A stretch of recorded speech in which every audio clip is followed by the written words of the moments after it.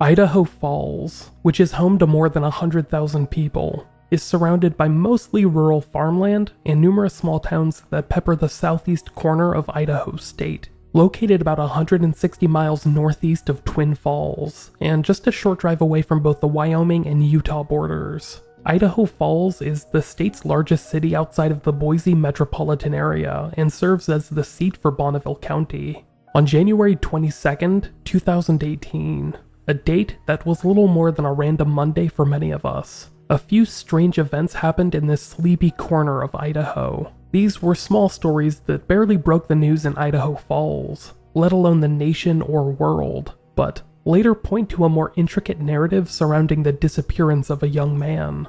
While the city slept, a shooting would take place in Idaho Falls, which was thankfully non-lethal. This shooting took place in a residential driveway and seemed to target a person's vehicle in particular. The culprit managed to get away without being seen, and for that reason, the shooting remains unsolved. That same night, a break-in would be reported at a charter school in the area. Surveillance footage would later reveal an individual driving by several times before parking alongside the building, and then entering in through a shattered window. This person did not vandalize or steal anything, but rather left behind money in another person's locker, entering and leaving the building in less than a minute before driving away. It is believed that one young man was behind both of these incidents, and just hours after committing these bizarre acts, this teenager would be reported missing by his parents.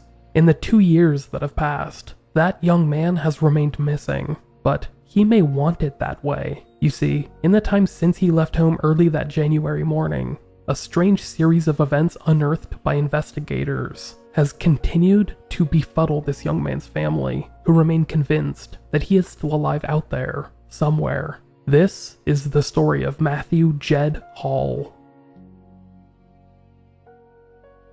He was a planner, he learned that organization, well, if you fail to plan, you plan to fail, right? So he was brought up in that kind of an environment where you try to think things through, and so anyway. We're all list makers, You just heard from Alan and Aimee Hall, the parents of Matthew Jedediah Hall, who early in life decided to go by a shortened version of his middle name, Jed.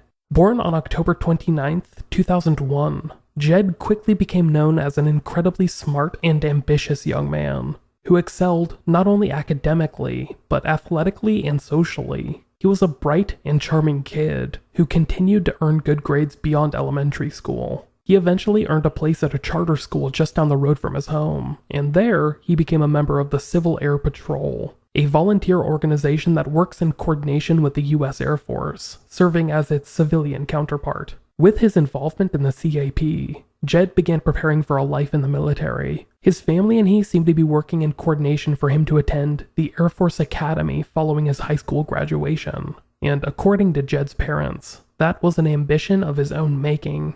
Well, he went to the local elementary school first, which was Westside Elementary. And then in about 6th grade or so, they opened up a new charter school that wasn't very far from our house, about a mile away or so. And he indicated an interest in attending the school, so we applied and were accepted. And they did it, I think, by a lottery or something like that. And he was very happy at the new school. It's a lot smaller classes. He was very happy there, really excelled. He very rarely brought home homework because he would finish it at work or at school, and then he would spend the rest of his time in class helping his fellow students. And they realized, that he was good at that, and so they also actually tagged him to do tutoring with other students in other grades with their projects and things like that. And so he was doing that a lot. He was doing some tutoring outside of school as well. Some friends, a friend's mother contacted him and was saying, oh, well, the daughter who was in the same grade as him was having trouble with math, And her younger children were also having some trouble with some subjects, and so could he tutor them? And so probably once or twice a week or so, the last couple of years he was here, he was meeting them at the local McDonald's, and they'd stay there for an hour or two, and he'd tutor everybody. He was pretty much a straight A student, so it worked out really well for him. He loved to play soccer. He played usually in both the spring and the fall seasons and was quite good at it. He really wanted to play forward, but the coach tended to keep him back in the defense positions because he was so good at it. He just seemed to understand where he needed to be and stuff. And he really enjoyed doing that and enjoyed the friends that he made through that. He was also involved in the Civil Air Patrol, and that was a weekly thing, and they dressed in their uniforms and such, and he brought in a friend, his best friend with him, and was constantly on him about, oh no, you need to wear your uniform this way, and you need to change that, and I would drive them both to the meetings, and Jed would be helping him get his outfit all straightened out and together and quizzing him on what we were going to do that week and that sort of thing. And he enjoyed going to summer camp on the other side of the state at one of the Air Force bases. And he did one summer camp that was away somewhere, I think. And he had applied for a higher level summer camp with the Civil Air Patrol where they would actually work with the pararescue guys. Yeah, the pararescue guys in the Air Force. And he was accepted to that, but that was after he left. He had applied before he left because you have to send in the paperwork way ahead of time. And we got the call and they said, oh yeah, we've accepted him. And he had applied the previous year and he was on the waiting list, but wasn't able to go. And so then he got accepted, but then he was gone. Well, as far as the CAP, you have to have X amount of time in before you can advance in rank, but excuse me, more than that, you have a bunch of skills that you have to achieve and knowledge and do testing and stuff. So, he was getting rank as fast as what was holding him up on his rank advancements was how much time he had in.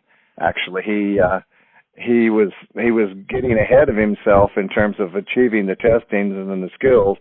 But it's, time. So he was doing super good in the CAP. He's really good. We were, he'd made some indications about maybe wanting to go to the Air Force Academy. So we were trying to line things up like that to get him lined up to go to the Air Force Academy as well. So he was a pretty good achiever. He really is. Because of his goal to eventually become a member of the Air Force Pararescue, Jed ended up spending a lot of time outdoors, participating in athletic activities and events. This eventually began to turn into a love of the outdoors, and in addition to hiking, Jed seemed to adore camping.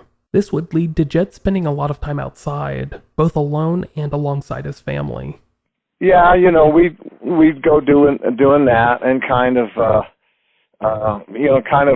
because of his interest in the military stuff, we would do camps that were oriented towards like a military patrol sort of thing. So he was learning, stuff on that side of the house and not necessarily strictly just going out and camping by a lake and fishing and all that. But because he was so interested in the military, and I've got some background in that, then we would do stuff like that, So yeah, he was real skilled at that.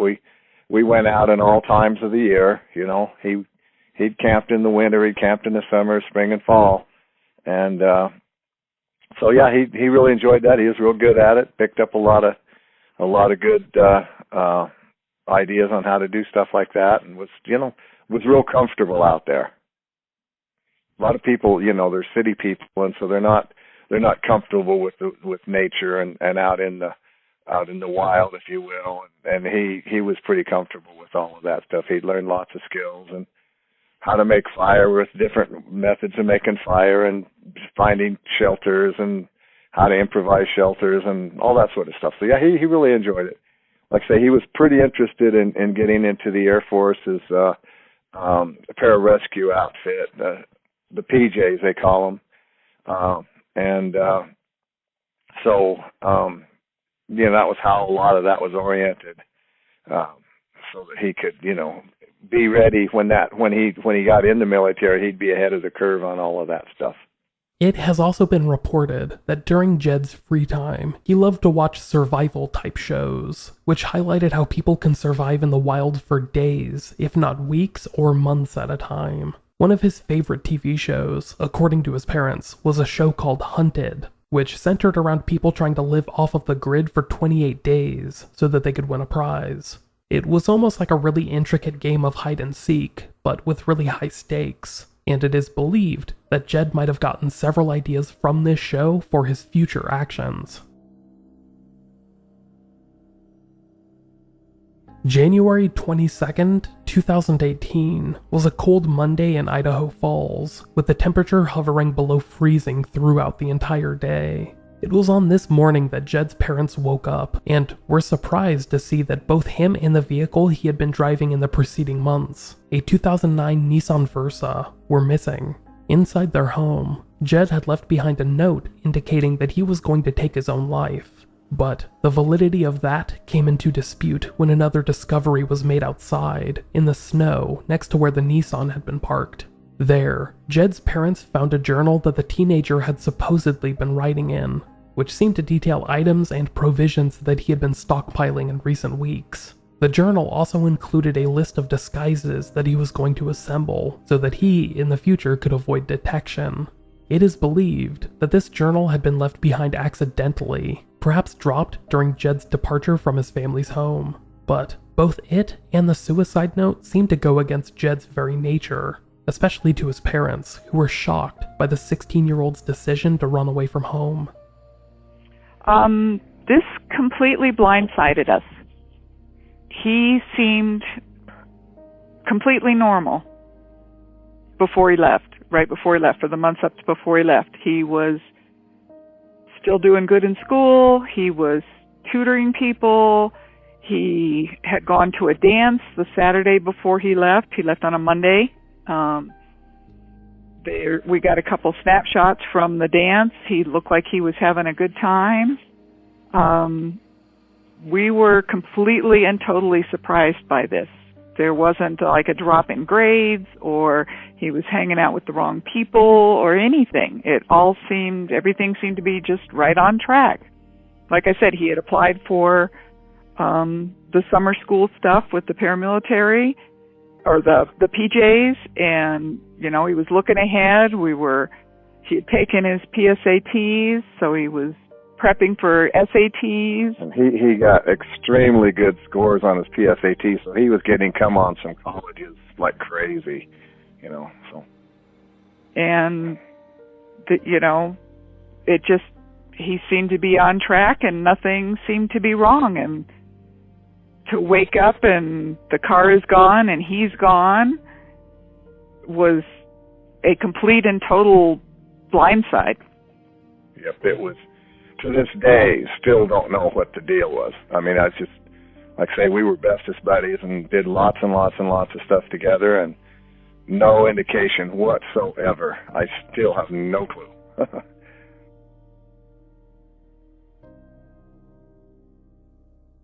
Jed's disappearance was reported by his parents to the Idaho Falls Police Department that morning, and they would be the investigative body covering this case moving forward. Because Jed did not have a driver's license or even a bank account, it was impossible to track him through either of those methods. So the police began following the only path forward that they had at the time, attempting to ping the teenager's cell phone in the hours and days after he went missing. Unfortunately, it seems like Jed had planned for that and turned off his cell phone early on Monday morning, keeping it turned off in the weeks that would follow. Subsequent attempts by police to ping Jed's cell phone would prove unsuccessful, as it would remain inactive for the foreseeable future. In the 2 years since, there have been no signs of activity from his cell phone, leading to the popular theory that he either disposed of it or destroyed it early on. Jed's information would be forwarded to authorities throughout the Pacific Northwest, as well as other agencies, such as the U.S. Forest Service, the Bureau of Land Management, and Idaho Fish and Game, since it was believed that Jed might have run away and was attempting to live off of the grid.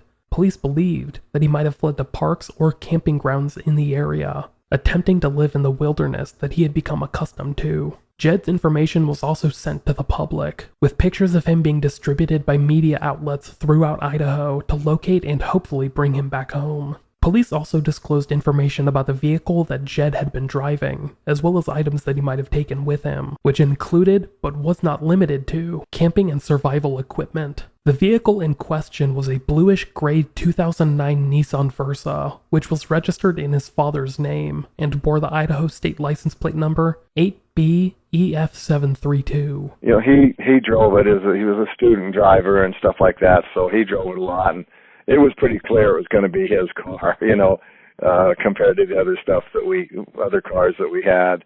But yeah, so it was, like I say, this is the one he drove to school in the mornings, and I would ride with him. By the time he left, he was driving over to school, and I'd ride with him, and then I'd go back and do whatever I was going to do, and then I'd come back in the afternoon and pick him up, and then he would drive home.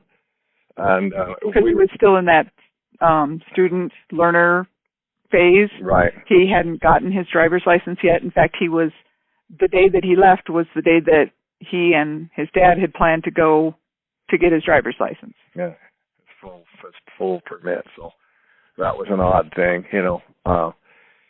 So anyway, the car, it's a little light blue/silver 4-door, kind of a hatchback sort of thing.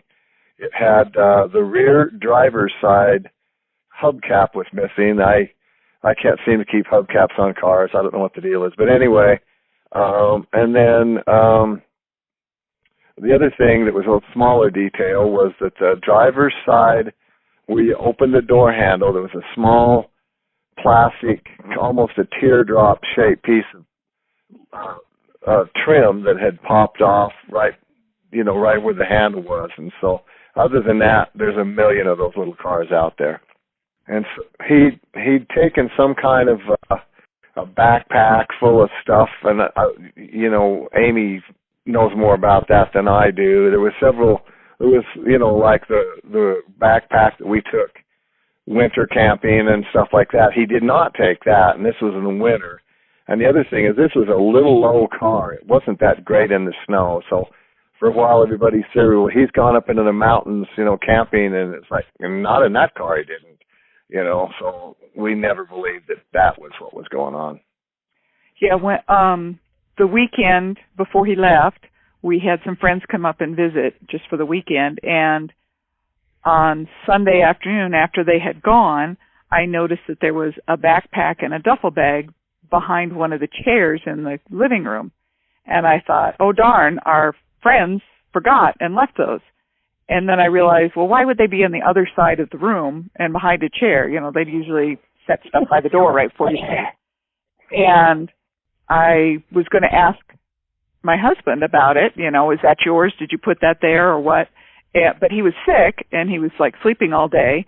And so I just basically forgot about it. And then the next morning, after we ran around to his school and trying to find him and such, and we were at the house being interviewed by the police, and then I remembered that backpack and the duffel bag and checked, and they were gone at that point.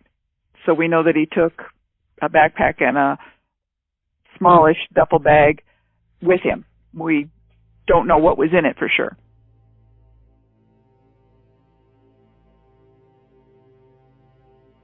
It had become clear to authorities and Jed's parents that the teenager had run away from home and had likely been planning this for days, if not weeks, ahead of time.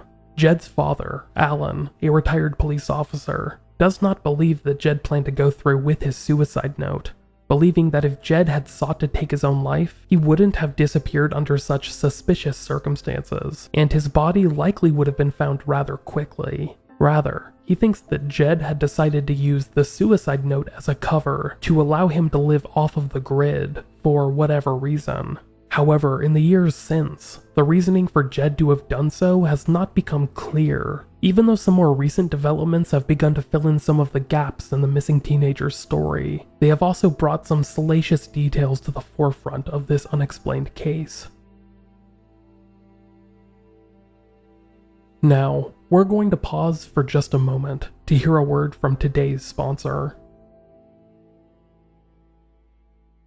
Today's episode is brought to you by Caliper CBD. Countless products promise to promote wellness. Drastic diets, extreme fitness routines, over-the-top supplement regimens. The list never ends. Who says taking care of yourself needs to be so hard? Meet Caliper, a better way to consume CBD. Caliper CBD believes that everyone deserves a little peace in their pocket, and that's why they are among the first to provide consistent, convenient, and precise amounts of CBD in a water-soluble powder, all of which comes in tiny little packages that you can easily fit into your pocket, your purse, wherever. As someone who's never really enjoyed taking CBD, I actually really like Caliper because I can just slip some into my morning coffee and it really helps me out throughout the day. As someone who gets easily stressed, CBD helps calm me down. And I really like how Caliper comes in a tasteless powder form, meaning that it can be consumed without affecting the flavor of whatever I mix it in, even water. Get 20% off of your first order when you use promo code UNRESOLVED at trycaliper.com/unresolved. Caliper is so sure that you'll enjoy the product that they even offer a 30-day money-back guarantee. Once again, that's trycaliper.com/unresolved. That's trycaliper.com/unresolved. Don't forget to use the promo code UNRESOLVED to save 20% off of your first order at Caliper today.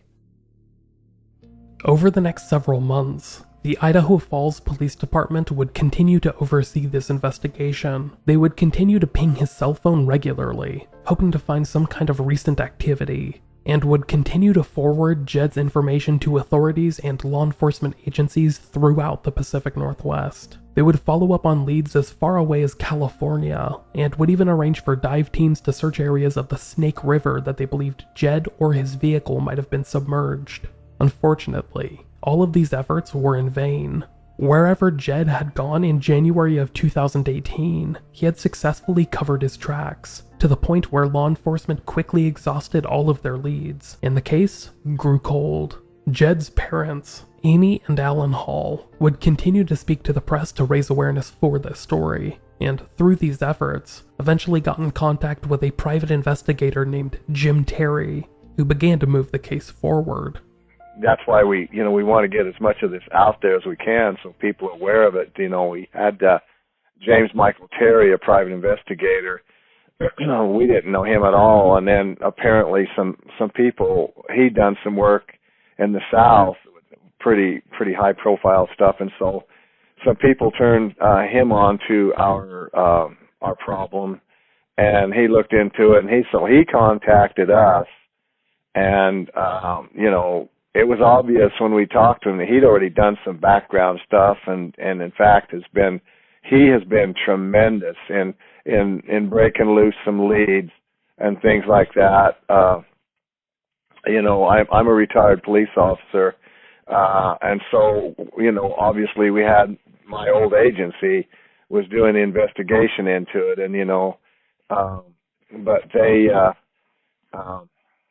basically I trusted them to do their job, and in some aspects of it they've done okay, and other aspects I've been pretty disappointed, truthfully.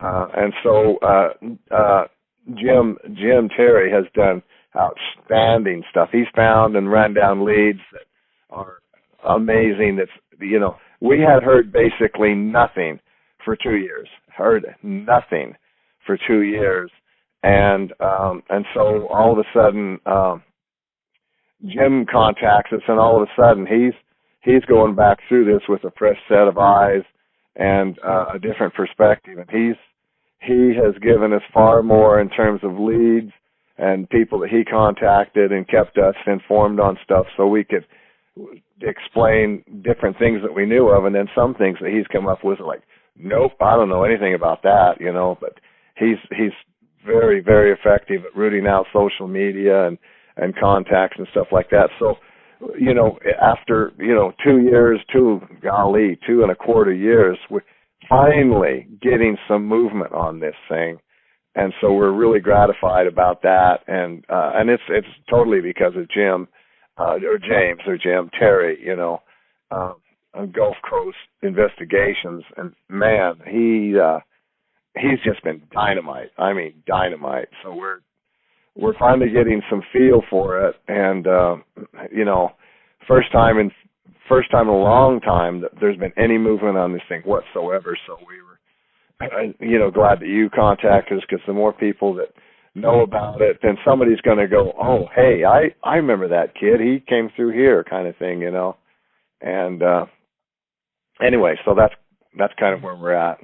Even though the trail to find Jed Hall had gone cold just days after he left home, the private investigator that was working with Jed's parents would begin to revisit some of the leads that police had picked up on early in their investigation. Through this, he would end up peeling back the layers of this case, learning about the bizarre circumstances that might have led to Jed running away from home in the first place.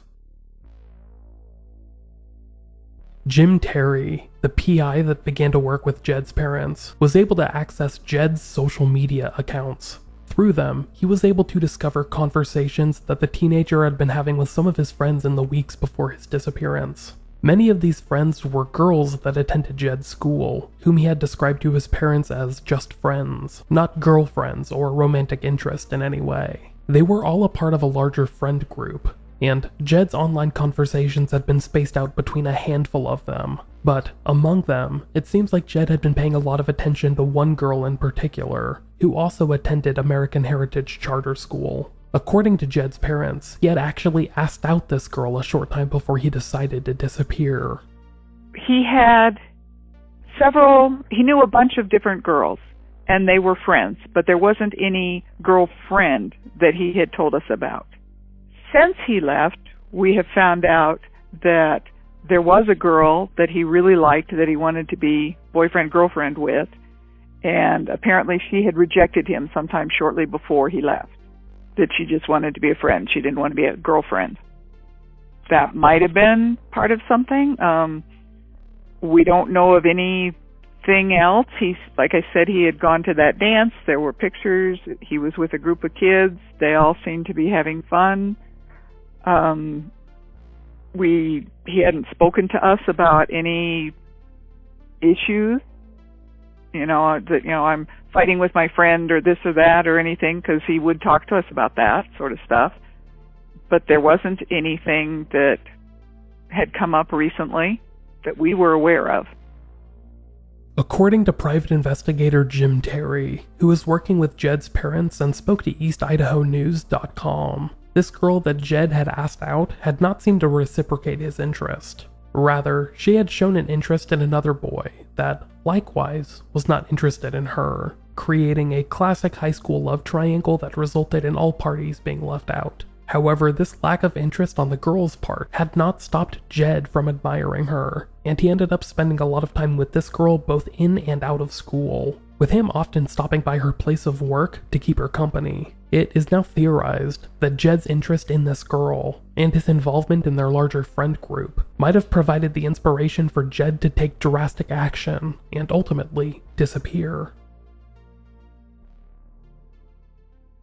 On the morning of January 22nd, 2018, the same morning that Jed decided to mysteriously leave his family's home, a break-in had been reported at American Heritage Charter School, the school that both Jed and his friends attended, which was just down the road from his family's home. Early that morning, a window had been broken along a side door of the school, but nothing appeared to have been stolen or vandalized.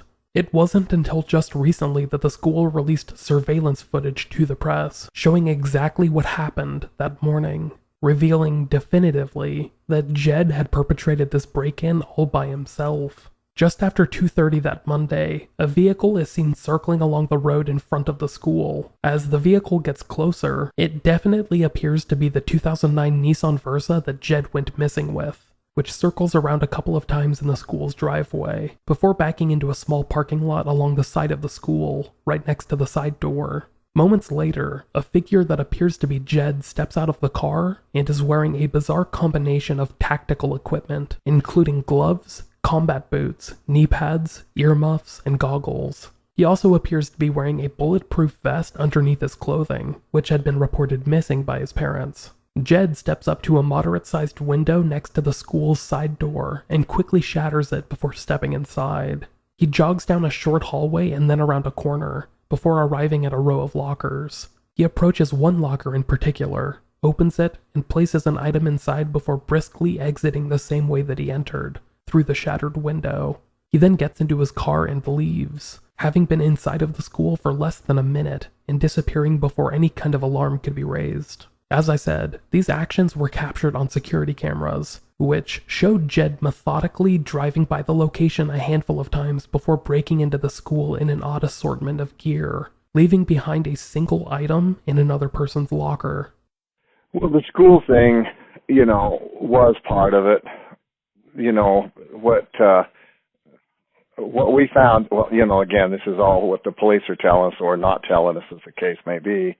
But basically what he'd done is he'd gone to the school, he broke in, and in this girl, the to-be or hopefully girlfriend's locker, he left, didn't he leave a wallet, Aimee? Yes. Left a wallet and $1,000 in there, and a note to go to Hawaii and have fun. Apparently, and this is all after the fact, we're learning all this after the fact, apparently she'd shown an interest. She wanted to go to Hawaii, but she couldn't afford it, blah, blah, blah. So he left her $1,000 so she could go to Hawaii. He had a job with friends of ours at a local restaurant, kind of did a little bit of everything.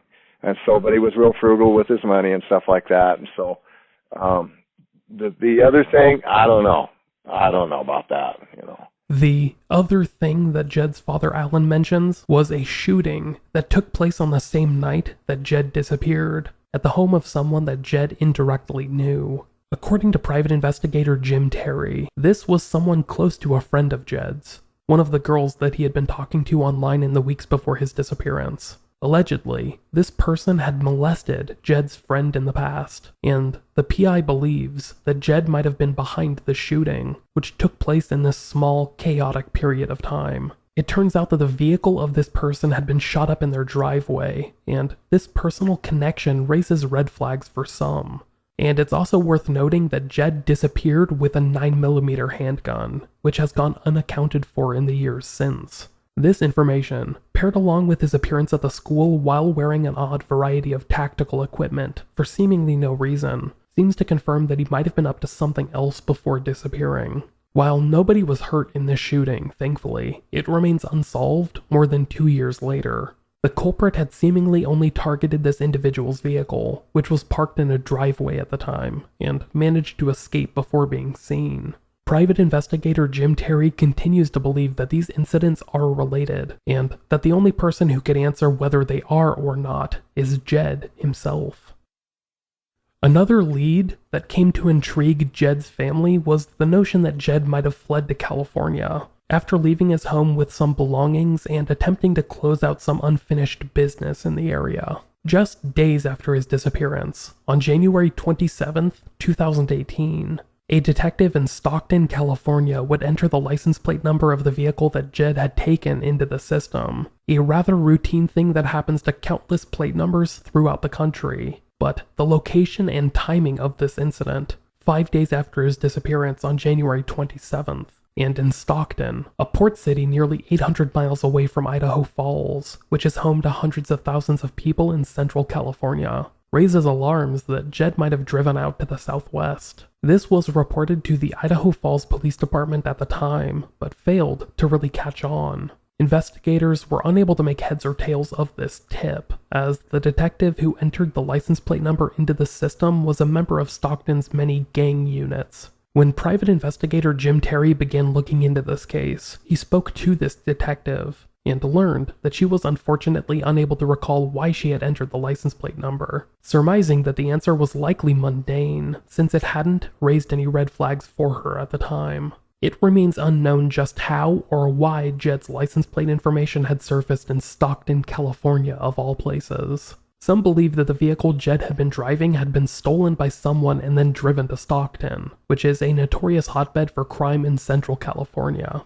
It's also possible that someone had stolen the license plate in particular, putting it on their own vehicle so that they could evade detection from law enforcement. After puttering out with law enforcement rather quickly, this wasn't resurrected as a lead until just recently. That was when the PI working with the family on the case came upon this tip and began to follow it up, turning over stones in Jed's social circles, where he came upon some interesting information.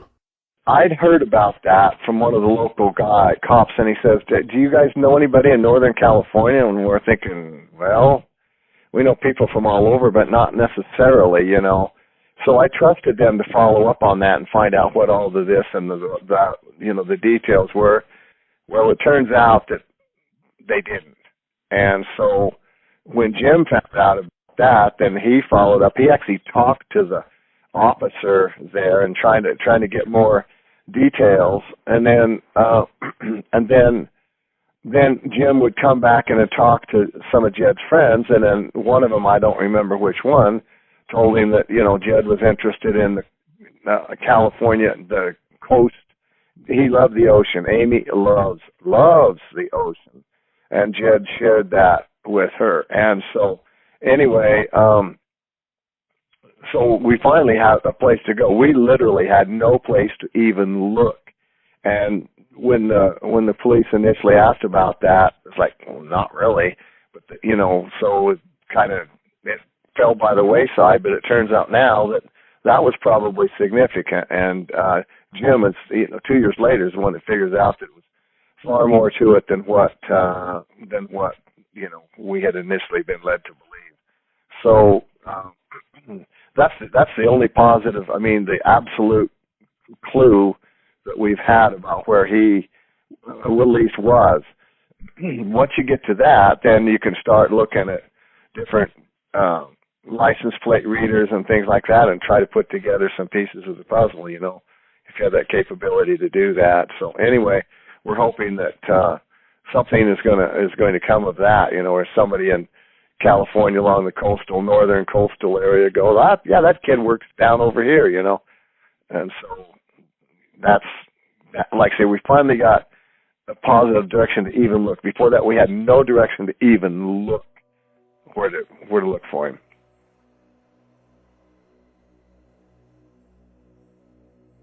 This past October, Jed would have celebrated his 18th birthday. Over the past 2 years, he has missed out on milestones that he otherwise would have celebrated, such as his prom, graduation, and multiple advancements in his potential military career. If all had gone according to plan, Jed would likely be preparing to go to the Air Force Academy as I speak. Despite him missing the last 2+ years, Jed's parents believe that it's not too late for him to come back home and catch up on the life that he once left behind.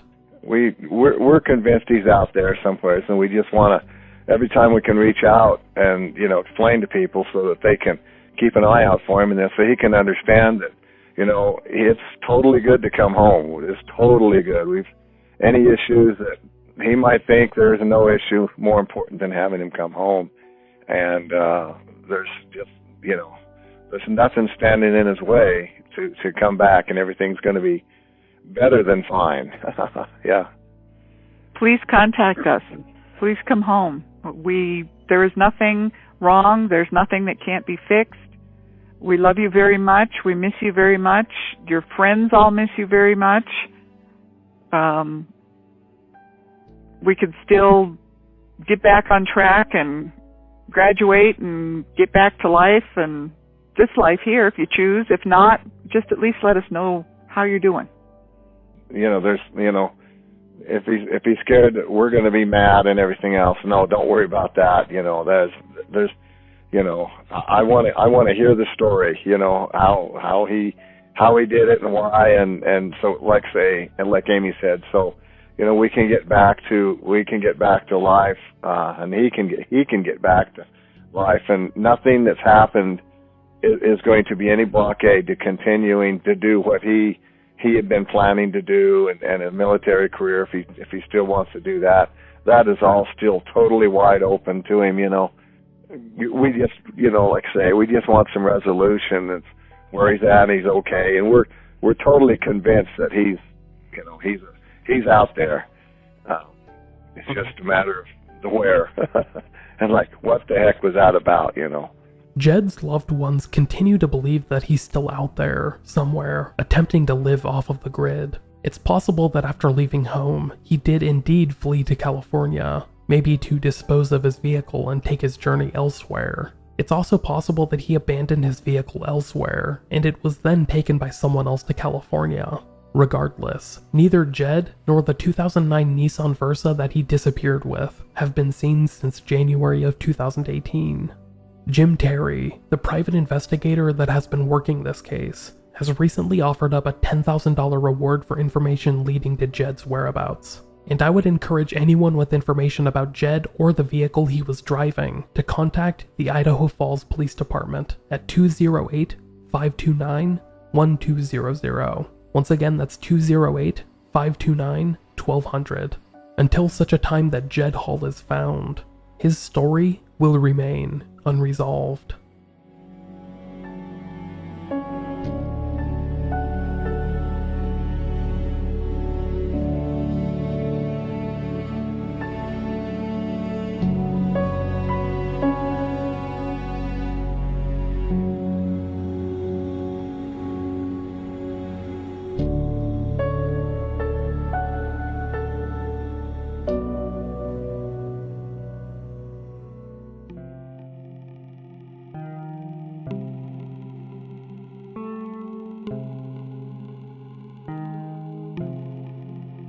Thank you for listening to Unresolved. I would like to thank Jed's parents, Aimee and Alan Hall, for speaking to me in this episode.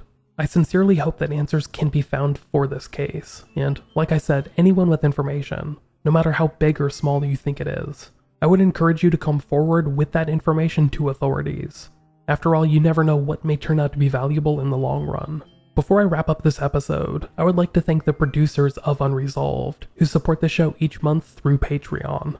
These wonderful people are Maggyjames, Roberta Janson, Ben Krokum, Quil Carter, Peggy Belarde, Laura Hannan, Damion Moore, Aimee Hampton, Scott Meesey, Stephen Wilson, Scott Patzold, Marie Vanglund, Astrid Kneier, Lori Rodriguez, Victoria Reid, Gabriella Bromley, Jessica Yount, Aimee McGregor, Danny Williams, Sue Kirk, Sara Moscaritolo, Thomas Ahearn, Sydney Scotton, Marion Welsh, Seth Morgan, Alyssa Lawton, Kelly Jo Hapgood, Patrick Loxo, Meadow Landry, Rebecca Miller, Tatum Bautista, Michelle Guess, and Joe Wong. If you would like to join this list and become a producer yourself, consider becoming a patron of the podcast at patreon.com/unresolvedpod. I always include a link to the Patreon in the show notes, alongside a link to the podcast website, where you can find transcripts, a list of sources, links to anything, etc. The website itself can be found at unresolved.me. Once again, that's unresolved.me. Anyhow, I'm gonna get out of here. I'll be back with another unresolved story next week, but until then, I hope you all stay safe and healthy, and I will talk to you later.